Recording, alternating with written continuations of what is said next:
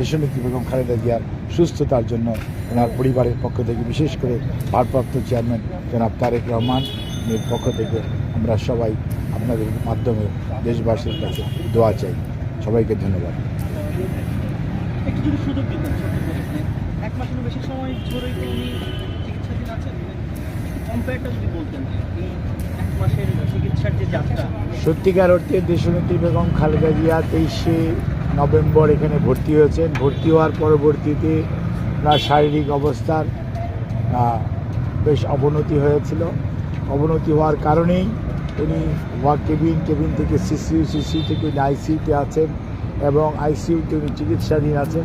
আর স্বাভাবিকভাবেই ওনার শারীরিক অবস্থার উন্নতি হয়েছে এই কথা বলা যাবে না, কিন্তু ওনার অবস্থার অত্যন্ত জটিল এবং উনি একটা সংকটময় মুহূর্ত পার করছেন। যদি আল্লাহ করে উনি চিকিৎসকদের চিকিৎসা প্রচেষ্টা এবং আল্লাহর শেষ মেহেরবানিতে উনি যদি এই সংকটটা উতরে যেতে পারেন আলহামদুলিল্লাহ, তাহলে হয়তো আমরা ভালো কিছু পাবো। আপনাদের সবাইকে ধন্যবাদ। আসসালামু আলাইকুম।